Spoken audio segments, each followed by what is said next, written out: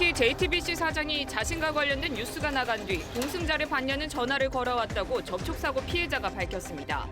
또 사고 뒤 몇백 미터를 갔다는 손 사장의 주장과 달리 피해자는 손 사장이 빠른 속도로 3km를 내달렸다고 주장했습니다. 구속된 양승태 전 대법원장이 구치소 독방에서 71번째 생일을 맞았습니다. 수임번호 1221을 부여받은 양 전 대법원장은 주말 동안 다음 주 검찰 소환에 대비할 것으로 보입니다. 북한이 미국의 비건 대표를 상대한 새 대미 협상 대표에 김혁철 전 스페인 대사를 내세웠습니다. 그런데 우리 정부는 김 전 대사의 정보를 제대로 파악하지 못하고 동명이인의 이력을 브리핑한 것으로 드러났습니다. 브라질 남동부 지역에서 광산 3개 댐이 한꺼번에 무너져 흙더미가 인근 마을을 덮쳤습니다. 지금까지 최소 200명이 실종된 것으로 추정됩니다.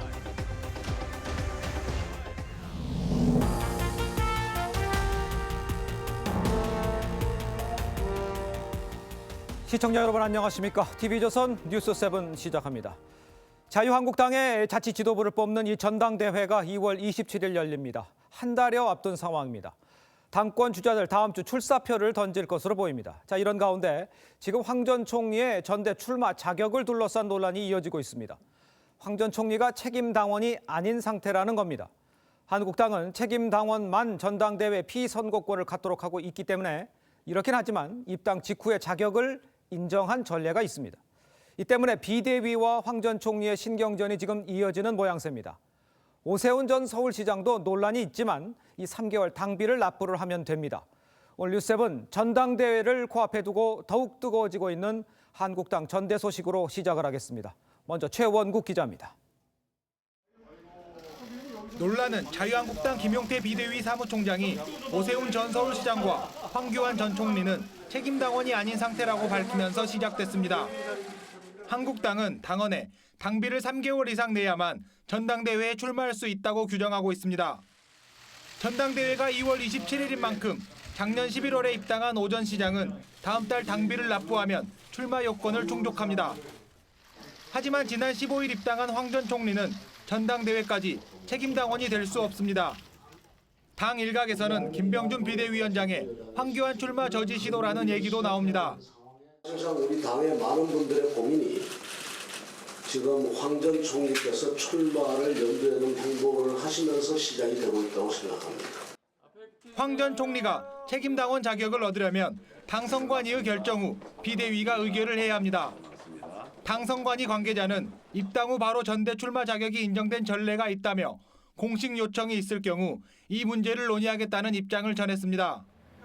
부산을 찾은 홍준표 전 대표는 30일 출판 기념회에서 출마 여부를 결정할 예정이라면서도 전대 핵심은 홍준표 재진입 여부가 될 것이라고 해 출마 쪽에 무게를 뒀습니다. TV조선 최원국입니다. 양승태 전 대법원장이 구치소 독방에서 쓸쓸한 생일을 맞았습니다. 42년의 법관 생활 동안 아주 승승장구해 왔지만 이제는 헌정사상 최초의 구속된 대법원장으로 역사에 남게 됐습니다. 이재중 기자입니다. 양승태 전 대법원장의 생일은 1948년 1월 26일로 알려져 있습니다. 1970년 사법시험 합격 후 법원 내 요직을 두루 거친 뒤 대법원장이 되기까지 초엘리트 법관의 길을 걸어왔지만 이제는 1222번 수감자 신분으로 구치소에서 71번째 생일을 맞았습니다. 2평 남짓한 크기의 서울구치소 남자 일반 수용자동 독방에 수용된 양 전 대법원장은 생일 아침 식사로 떡국을 먹은 것으로 전해졌습니다. 교정본부 식단에 따르면 미역국은 어제 제공됐습니다.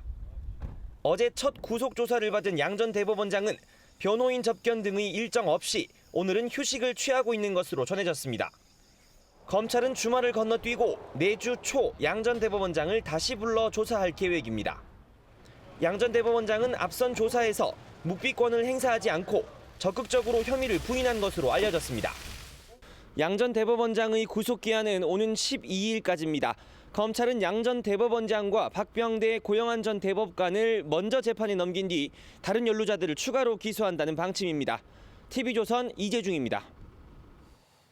지금부터는 손석희 JTBC 사장의 폭행 논란 관련 소식 집중해서 전해드리도록 하겠습니다. 먼저 저희가 말씀을 드릴 것은 저희가 차량 접촉사고 피해자 측과 인터뷰를 했습니다만 피해자 측이 노출을 꺼려해서 지금 이틀째 피해자의 육성을 쓰지 않고 있다는 점을 먼저 말씀을 드립니다. 자, 어제 저희가 손석희 JTBC 사장이 2017년 경기도 과천의 한 주차장에서 냈던 사고 경위를 보도해드렸습니다. 자, 그런데 피해자 측은 이 사건이 보도된 직후에 손 사장이 차량 접촉 사고가 난 지 20개월여 만에 처음으로 직접 전화를 걸어왔다고 밝혔습니다. 손 사장이 동승자를 봤는지 거듭 물어봤다는 게 피해자 측의 얘기입니다. 먼저 구민성 기자입니다. 손석희 사장과 김웅 기자의 폭행 논란이 보도된 건 지난 24일입니다. 사건의 발단이 된 손 사장의 과천 차량 접촉 사고도 보도됐습니다. 그런데 접촉 사고 피해자는 보도 직후 전화 한 통을 받았다고 말합니다. 손석희 사장한테 전화가 왔다는 겁니다. 뉴스가 터진 직후라고 설명합니다. 지난 2017년 4월 이곳에서 일어난 사고 처리 문제로 통화를 한 뒤 20여 개월 만에 처음으로 손 사장이 직접 전화를 걸어온 겁니다. 뜻밖의 전화를 받은 피해자 측은 2년 지난 번호를 가지고 있어 놀라기도 했다고 말했습니다. 피해자는 손 사장이 그날 일을 누구한테 말한 적 있는지, 동승자를 봤는지 물었다고 덧붙였습니다. 동승자를 확인했는지 여부를 2차례나 물었다는 겁니다. 김웅 기자는 손 사장이 처음에는 동승자가 없다고 했다가 노모였다고 말을 바꿨다고 주장하기도 했습니다. 90 남은 어머니를 일요일 밤에 모셔다 줬는데 누구 집인지 몰라요? 왜 몰라? TV조선은 손 사장이 피해자 측에 전화를 했는지 확인하기 위해 전화 접촉을 시도했지만 연결되지 않았습니다. 손 사장은 이에 앞서 동승자는 없었다며 이를 입증할 자료를 수사기관에 제출하겠다고 밝힌 바 있습니다. TV조선 구민성입니다. 자, 그런데 앞서 보신 이 교통사고와 관련해서 손석희 사장은 사고 경위를 묻는 이 프리랜서 기자 이 김웅 씨에게 피해자 측은 자신을 뺑소니 범으로 몰면서 협박했다고 주장을 했습니다. 자, 그러나 피해자 측은 사고 직후에 손 사장을 그냥 보냈고 수리비를 포함해서 실비 수준의 돈을 받았을 뿐 협박은 없었다고 말했습니다. 계속해서 홍영재 기자입니다. 김웅 프리랜서 기자는 지난해 8월 손석희 JTBC 사장에게 전화를 걸었습니다. 2017년 발생한 교통사고 처리 과정을 묻는 김 씨에게 손 사장은 피해자로부터 뺑소니라는 협박을 받았다고 말합니다. 어떤 내용으로 협박을 한 건가요? 뺑소니라고 주장하는 거예요. 그 도망가냐고 막 주장하길래 예. 아니다. 내가 그걸 모르고 나는 그냥 내가 갔을 뿐이다.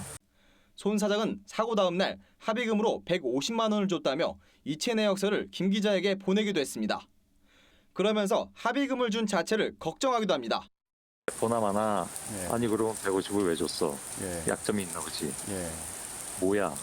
게다가 그쪽에서 무슨 동승자 있었다고 주장하고 나오면 예. 아 있었나 보다라고 나오는 거 아니에요. 예, 그렇죠. 그걸 어떻게 감당을 하냐 하는 얘기죠. 피해자 측의 저의도 의심합니다. 그래서 제가 그때 그걸 주면서도 이 자식들이 분명히 뭐 나중에 악용하지 않을까라고 좀 예. 생각은 했었어요. 하지만 접촉사고 피해자 측은 취재진에게 협박은 전혀 없었다고 강조했습니다. 오히려 좋아하던 손석희 사장이 차에서 내려 놀랐고 소란을 피하도록 해주기 위해 경찰이 오기 전에 명함만 받고 서둘러 보냈다고 말했습니다. 사고 다음 날 전화가 걸려와 수리비가 얼마냐고 묻길래 범퍼와 라이트를 가는 등 100에서 150만 원은 받아야 한다고 했고 약간의 신라인 끝에 150만 원을 받았다고 설명했습니다. 손 사장 측에 실제 협박을 받았는지를 확인하기 위해 전화를 했지만 응답이 없었습니다. TV조선 홍유재입니다. 자, 지금 리포트 보셨지만 2017년 사고 당시 손석희 사장이 상황을 수습하지 않고 현장을 떠나버려서 추격전을 벌였다는 게 이 피해자 측의 설명입니다. 이 사건 당일 어떤 경로로 얼마나 이동을 했었는지 피해자 측의 설명에 근거를 해서 TV조선 취재진이 직접 따라가 봤습니다. 김주영 기자입니다. 지난 2017년 4월 16일 손석희 JTBC 사장이 견인차와 접촉 사고를 낸 곳입니다. 피해자 측은 사고 직후 손 사장이 내리지 않고 그대로 이동해 손 사장 차량을 추격했다고 말합니다. 사고 지점부터 손 사장이 차를 멈춘 지점까지 직접 따라가 보겠습니다. 피해자 측은 손 사장이 좁은 일방통행길을 지나 과천 정부청사 쪽 도로로 우회전했고 정부청사 앞으로 좌회전을 한 뒤 빠른 속도로 직진을 하다가 과천 우체국 사거리에서 신호에 걸렸다고 말합니다. 사고가 난 지점에서 약 1.8km 떨어진 곳입니다. 사고 피해자는 여기서 손 사장 차량을 따라잡아 창문을 세차게 두드렸다고 말했습니다. 하지만 아무도 나오지 않았고 손 사장의 차는 그대로 직진했다고 주장했습니다. 사고 피해자는 이곳까지 손 사장 차량이 아주 빠르게 달리다 멈춰섰다고 말했습니다. 경적을 마구 울렸더니 그제서야 차를 세웠다는 겁니다. 피해자 측이 밝힌 이동 거리를 모두 계산해보니 사고가 난 지점으로부터 약 3.1km 떨어진 곳입니다. 프리랜서 기자 김웅 씨와 통화 때 손 사장의 언급과는 차이가 납니다. 상당히 그럼 뭐 한 몇백 미터를 가신 건가요? 예. 손 사장은 또 1차 입장문에서 접촉 자체를 모르고 자리를 떠났다고 말했습니다. TV조선 김주영입니다.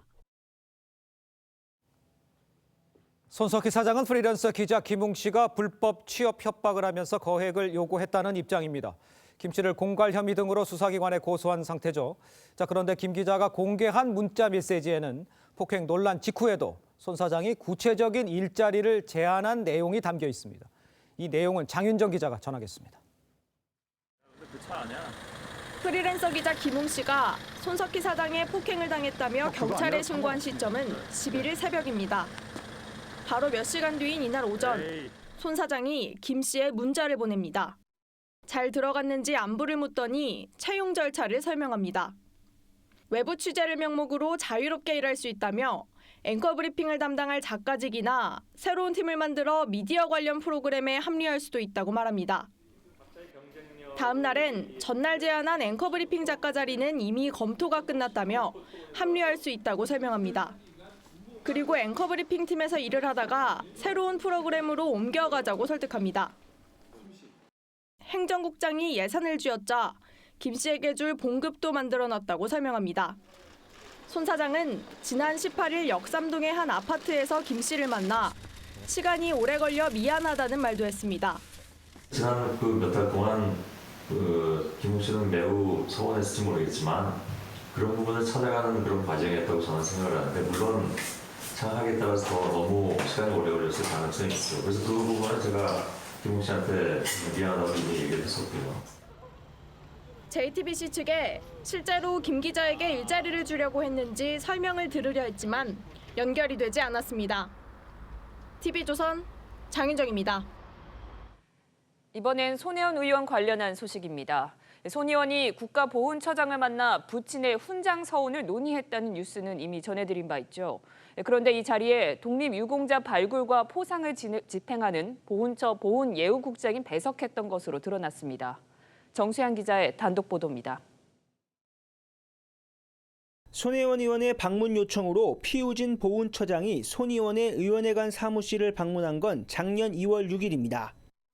당시 만남에는 두 사람 외에도 보훈예우국장이 배석했습니다. 보훈예우국은 국가유공자 예우 정책은 물론 독립유공자 발굴과 포상을 기획하고 집행하는 부서입니다. 보훈예우국장은 배석한 건 맞다면서도 기획조정실장이 못 가게 되자 기획실 경력이 많은 자신 보고 가라고 해서 갔다고 해명했습니다. 이 자리에서 손 의원은 부친인 고 손용우 씨가 사회주의자란 이유로 독립유공자 포상 신청이 6번이나 거부됐다고 했고 피 처장은 정부가 독립유공자 확대 정책을 펴니 다시 신청해보라고 권유했습니다. 2007년 이후 11년 만에 손용우 씨의 유공자 신청이 접수된 건 손 의원과 피 처장이 만난 지 이틀 뒤인 2월 8일입니다. 그럼 이게 접수랑 신청 날짜랑 거의 같다고 보면 되나요? 그걸?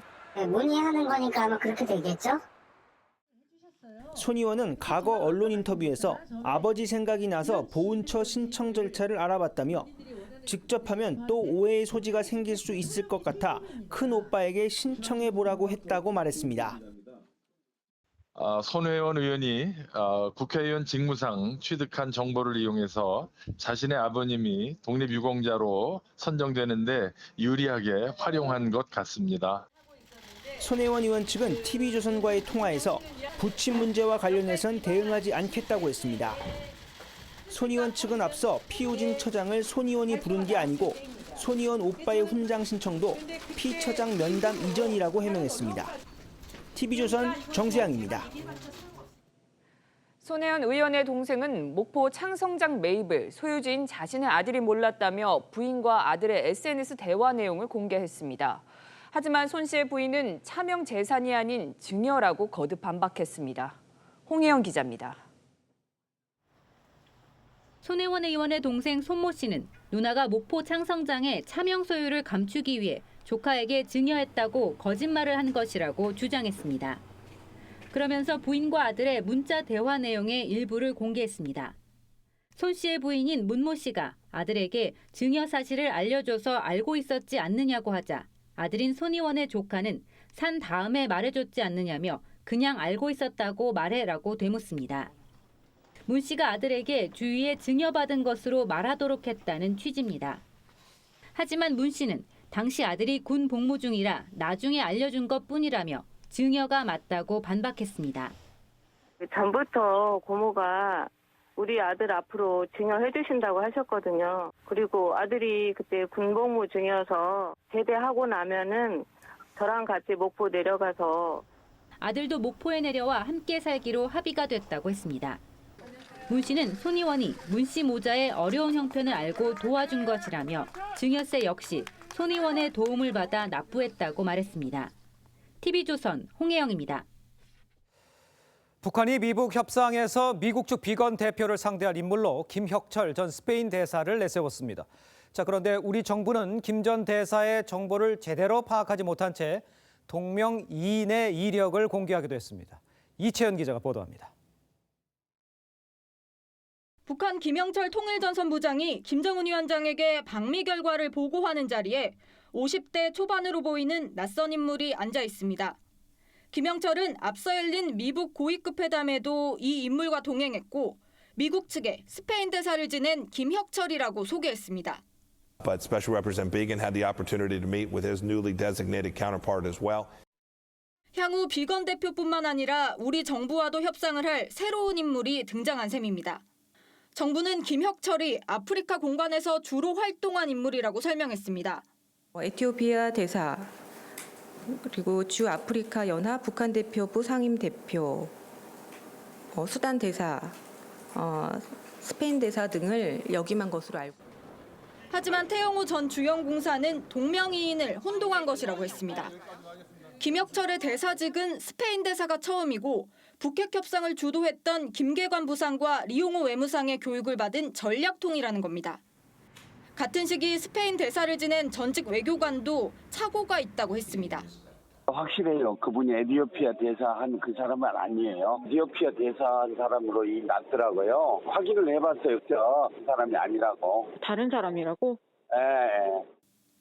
북한에는 1953년생으로 아프리카에서 주로 활동했던 김혁철이 따로 있는 것으로 알려졌습니다. TV조선 이채연입니다. 북한이 남북 군사 합의 시행 2달여 만에 북방 한계선 NLL을 부정하는 통신을 재개한 것으로 확인됐습니다. 우리 군이 의도 파악에 나섰지만 적극 대응해야 한다는 지적이 나옵니다. 안형영 기자입니다. 지난해 4월 남북은 판문점 선언에서 NLL 주변 평화 수역화에 합의했지만 북한은 이후에도 자신들의 경비 개선을 주장해왔습니다. 우리 함정과 어선에 NLL보다 아래쪽에 가상으로 그어놓은 경비 개선을 넘지 말라고 한 겁니다. 침범했으니 즉각 조치하라. 딱딱 잘라서 그렇게 하지 거기서 내려가라는 등 더 올라오지 말라는 등 이렇게 부드러운 얘기는 없지. 그러다 9.19 군사합의 시행일인 11월 1일 이후 이런 통신을 중단했습니다. 하지만 올해 또다시 경비 개선을 주장하는 부당 통신을 3차례 넘게 한 것으로 알려졌습니다. 우리 군도 부당 통신 사례가 있음을 인정하면서 어떤 의도인지 파악 중이라고 했습니다. 군은 부당 통신이 있을 때마다 수시로 항의하고 있다는 입장입니다.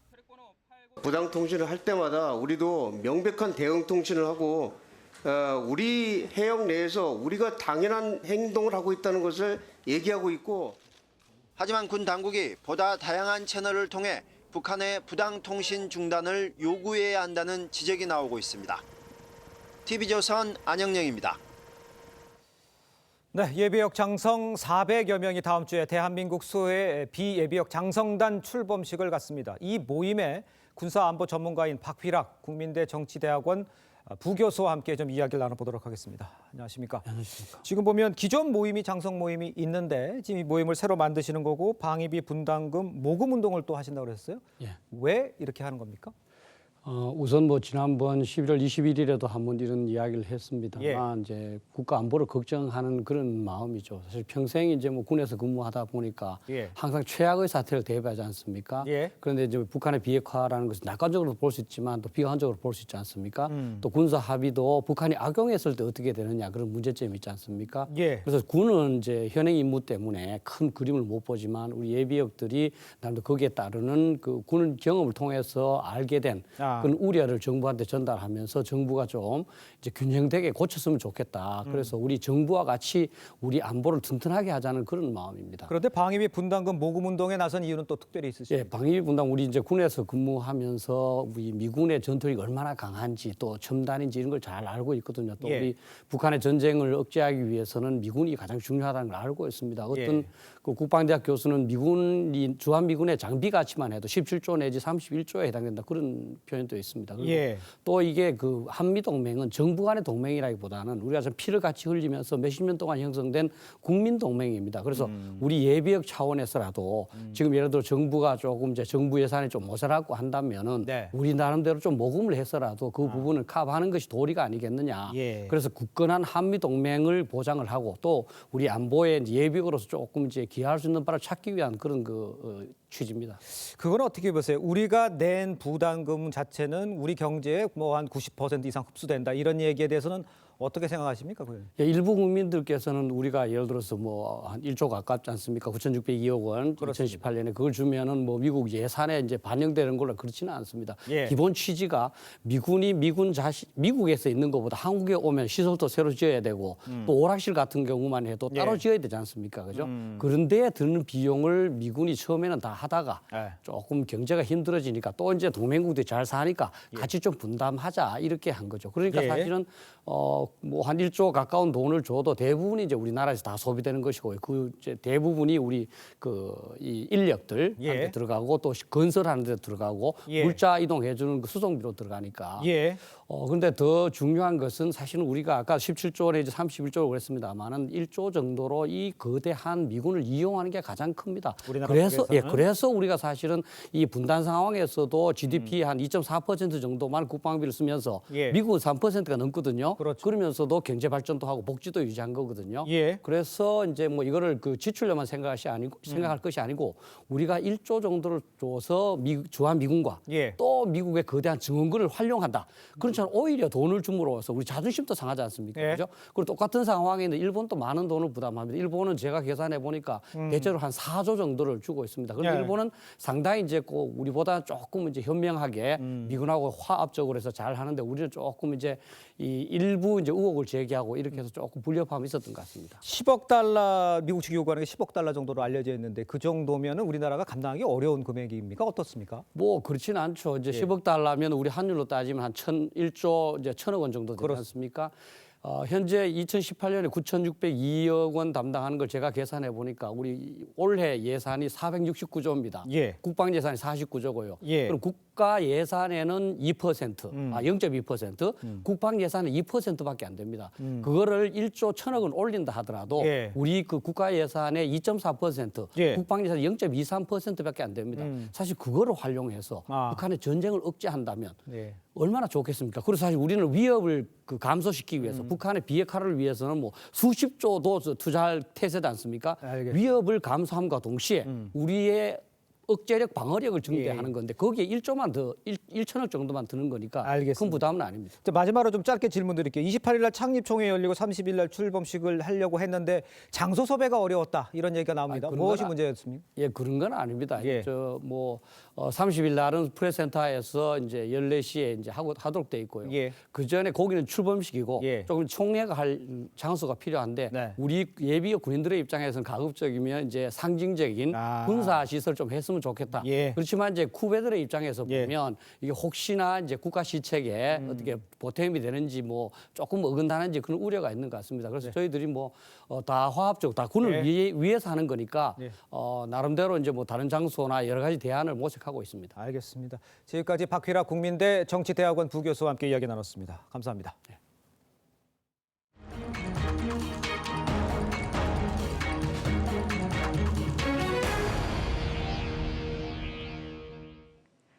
신고를 받고 출동한 순찰차와 마주오던 승용차가 부딪혀 50대 경찰이 숨졌습니다.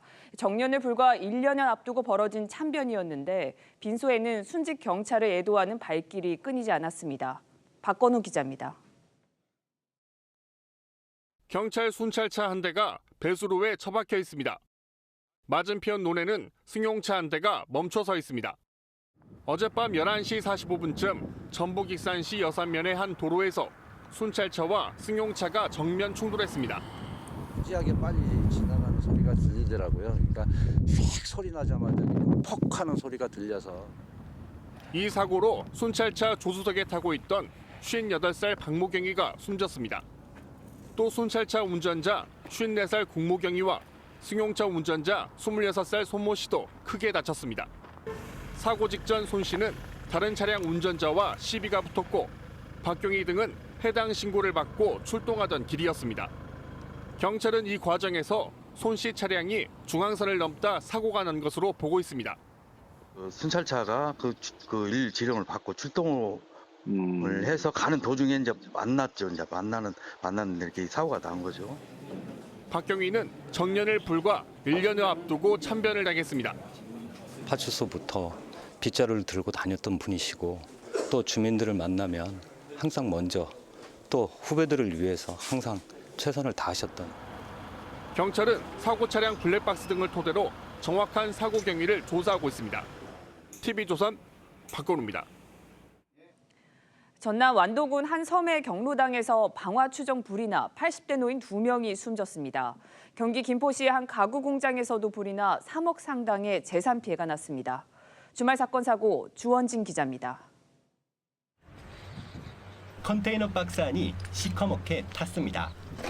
어제 오후 1시쯤 전남 완도군 노화도의 한 경로당에서 불이 났습니다. 이 불로 80대 노인 2명이 숨졌습니다. 현장에서는 휘발유가 담겨 있었던 1.5리터짜리 페트병 1개가 발견됐습니다. 네, 한 분이 나중에 병원에 가셔서 이제 화상 돌아가셨는데 그분이 뭐 그랬다는 소리가 있더라고요. 휘발유가 그 있는 페트병이 있었는 것 같더라고요. 경찰은 숨진 83살 남성 A씨가 불만을 품고 불을 지른 것으로 보고 수사하고 있습니다. 도로 한복판에 승용차 한 대가 뒤집혀 있습니다. 오늘 새벽 0시 50분쯤 대전 서구 둔산동에서 승용차가 중앙분리대를 들이받고 전복됐습니다.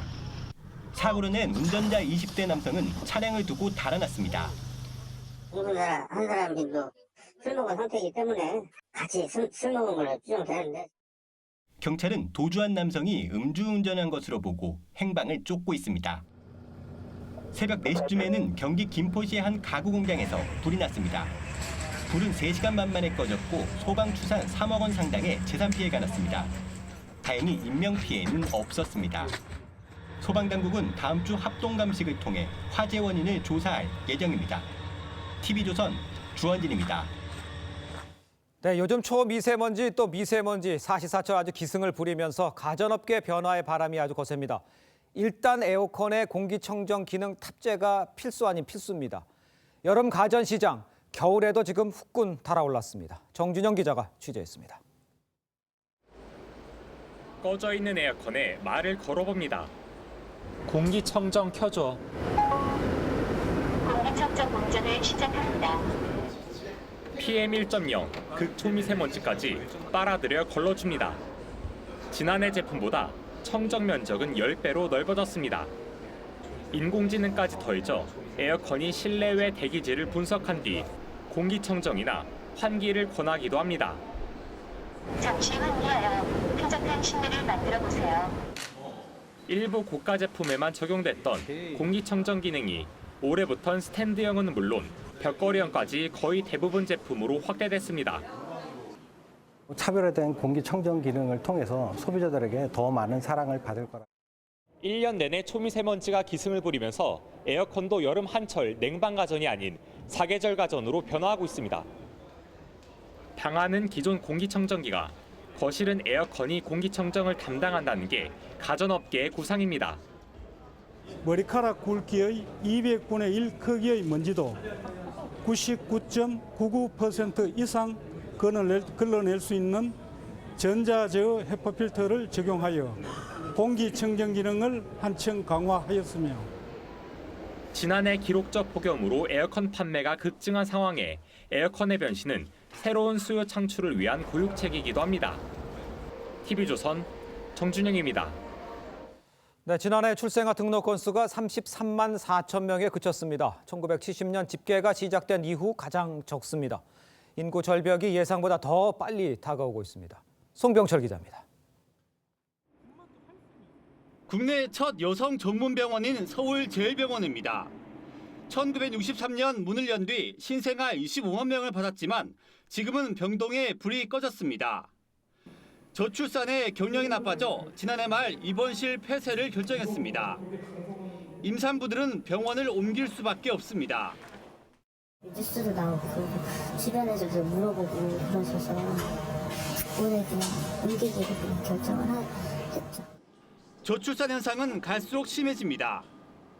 지난해 행정안전부에 등록된 출생 건수는 33만 4천 건으로 1970년 집계 이후 가장 낮은 데다 출생아가 가장 많았던 1971년 101만 명과 비교하면 3분의 1 토막 났습니다. 인구 절벽은 점점 빨라집니다. 지난해 여성 1명이 평생 낳을 것으로 예상되는 자녀 수인 합계 출산율도 0.96에서 0.97명으로 사상 처음 1명 선이 붕괴됐을 것으로 전망됩니다. 정부는 2006년부터 13년 동안 저출산 예산에 153조 원을 썼지만 이렇다 할 효과를 못 봤습니다. 그래서 저출산이 심각해지면 유선 인구라든가 생산 가능 인구가 줄어들기 때문에 총 인구는 줄어들고. 정부는 연간 출생아 수 30만 명을 유지하는 것으로 목표를 바꿨지만 이 속도라면 올해엔 30만 명 선도 위태롭다는 우려가 나옵니다. TV조선 송병철입니다. 베네수엘라 니콜라스 마두로 대통령과 임시 대통령을 선언한 후안 과이도 국회의장의 충돌이 이어지고 있습니다. 미국과 러시아, 중국은 각각 과이도와 마두로 편을 들면서 자칫 국제전으로 비화되는 것 아니냐는 관측도 나오고 있습니다. 유혜림 기자입니다. 니콜라스 마두로 베네수엘라 대통령은 후안 과이도 국회의장을 만날 준비가 되어 있다고 밝혔습니다. Y yo estoy comprometido con el diálogo nacional. Hoy, mañana y siempre estaré comprometido y listo para ir donde haya que ir yo personalmente. 하지만 과이도 의장은 즉각 거절했습니다. 과이도 의장은 지지자들에게 다시 반정부 시위에 나서달라고 호소했습니다. No sigamos dilatando algo que es obvio, que es evidente, que el ejercicio de la mayoría está en las calles. 국제사회도 엇갈리고 있습니다. 과이도 의장을 공개적으로 지지한 미국은 매파 성향의 특사를 새로 임명하며 국제 여론전에 나섰습니다. Elliot Abrams is coming aboard to lead our efforts on Venezuela. 반면 러시아와 중국은 마두로 대통령을 지지했습니다. 委内瑞拉的事务必须也只能由委内瑞拉人民自己选择和决定。 베네수엘라의 권력 싸움이 국제적인 진영 갈등으로 번지고 있습니다. TV조선 유혜림입니다. 브라질에서 댐 3개가 한꺼번에 무너져 흙더미가 마을을 덮치는 사고가 났습니다. 사상자가 발생했고 수백 명이 실종됐습니다. 김지수 기자입니다. 끊어진 다리 사이로 흙탕물이 흐릅니다. 집 수백 채가 침수된 마을은 쑥대밭으로 변했습니다. 현지 시간 25일 브라질 남동부 부루마지뉴의 광산에서 댐 3개가 무너졌습니다. 현재까지 최소 9명이 숨지고 200명 이상 실종됐다고 당국은 밝혔습니다. 사고 수습이 한창인 현장에서 진흙을 뒤집어 쓴 사람이 구조되는 모습도 포착됐습니다. Onde estão os nossos parentes? Onde está a nossa família? Onde estão os pais de família, as mães de família que estão, 5 saíram cedo para trabalhar? Ninguém veio aqui dar informação para a gente. 정부는 최근 계속된 집중호우 때문에 댐이 균열을 일으켜 붕괴한 걸로 추정했습니다. 하지만 환경 전문가들은 광산 개발업체 발리가 댐 관리를 제대로 하지 않은 데다 정부의 감독이 소홀해 사고가 난 거라고 보고 있습니다. 무너진 댐은 1991년 건설됐으며 광산 채굴로 남은 찌꺼기를 보관해왔습니다. Os principais atingidos foram funcionários da própria Vale. Infelizmente, nós estamos falando que os funcionários da Vale tiveram o seu restaurante soterrado e isso aconteceu na hora do almoço. 브라질에선 지난 2015년에도 발리와 호주 업체가 운영하는 또 다른 댐이 무너져 19명이 숨지고 이재민 수백 명이 발생했습니다. TV조선 김지수입니다. 네, 놓치면 아쉬운 더하기 뉴스 시간입니다. 오늘은 정치부 윤우리 기자와 함께하겠습니다. 자, 더하기 뉴스 첫 번째 키워드 볼까요? 청와대 일자리 질은 C 혹은 D, 그러니까 정태호 청와대 일자리 수석비서관의 말이군요. 네, 정 수석이 유시민의 알릴레오에 출연을 해서 그 일자리 문제에 대한 이야기를 나누었는데요. 시청자 질문으로 유시민 이사장이 정 수석에게 임종석 청와대 비서실장이 최근 비서실장직에서 물러나면서 치아 6개를 뽑았다고 하는데 청와대 일자리 질을 어떻게 평가하느냐 이런 질문을 했습니다. 네. 답변 직접 들어보시죠. 질적인 부분에서는 C나 D쯤 정도 될 것 같은데요. C, D면 10점 만점에 한 4점, 5점 그 정도 아니에요? 뭐 이빨에 나갈 정도니까. 난 절대 안 갈 거야. 안 그래도 이빨 안 좋은데. 네, 청와대 공무원들은 근로기준법 적용을 받지 않아서 52시간 근무 대상자가 아닌데요. 하지만 새벽에 국정 상황을 종합해서 이른 아침에 보고해야 하기 때문에 경무에 시달릴 수밖에 없겠죠. 이렇게 근무의 질이 높지 않지만 너도 나도 들어가려고 하는 곳이 또 청와대이기도 합니다. 문재인 대통령이 지난 연말 청와대 직원들에게 말한 대로 국민들은 청와대에 근무한다는 이유만으로 권력을 갖고 있다고 생각하기 때문이겠죠. 그렇겠죠. 자, 두 번째 키워드 보겠습니다. 박항서 신화의 증시도 춤춘다. 이 둘이 상관관계가 있나요? 그렇습니다. 그 베트남 증권사인 VN 다이렉트 증권이 내놓은 보고서인데요. 네. 박항서호가 축구 신화를 쓸 때 베트남 주가도 뛴 것으로 나타났습니다.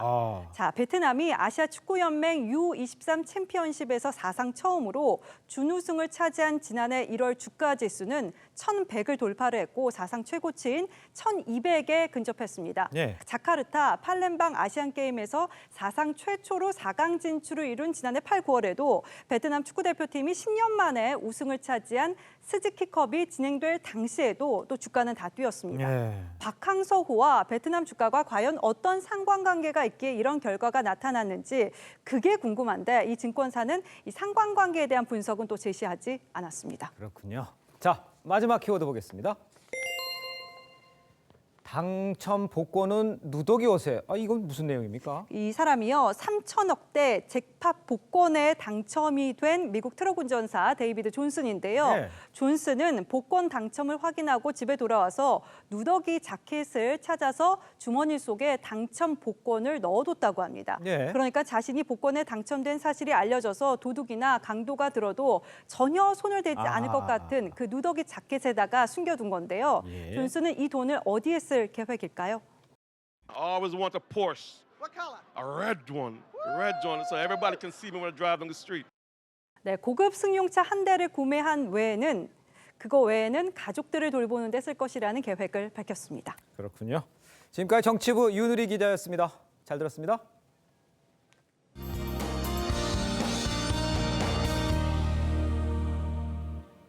오랜만에 미세먼지 걱정 없는 쾌청한 주말입니다. 깨끗한 공기는 내일도 계속되겠고요. 이번 반짝 추위는 내일 아침까지 이어지다가 낮부터 풀리겠습니다. 내일 서울 아침 영하 6도, 춘천 영하 11도, 대전 영하 8도, 대구 영하 7도로 출발하겠고요. 내일 아침 체감 추위는 오늘과 비슷하겠습니다. 이 낮부터는 온화한 서풍이 유입되면서 추위가 누그러지겠고요. 내일 밤 중부 곳곳에 눈이 날리는 곳이 있겠습니다. 현재 강원 영동 북부 북부와 경북 지방을 중심으로는 건조경보가, 서울을 포함한 그 밖의 지역은 건조주의보가 발효 중입니다. 이 전해상에 풍랑특보가 내려져 있고, 이 호남 서해안과 제주도는 강풍특보가 발효 중입니다. 이 내륙과 해안으로도 바람이 강하게 불고 있기 때문에 불씨 관리 잘 해주시기 바랍니다. 기상정보였습니다. 네, 걱정이 많았는데 다행히 홍역 환자가 더 이상 늘지 않았다는 소식에 이 한숨 돌리게 됩니다. 자, 그런데 지금 일본에서 인플루엔자가 대유행 수준입니다. 설 연휴가 코앞입니다. 여행 많이 나가실 텐데 이 각별히 이 주의가 어느 때보다 필요하겠습니다. 이상으로 토요일 뉴스 7 마칩니다. 네, 저희는 내일 다시 찾아뵙겠습니다. 시청해주신 여러분 고맙습니다.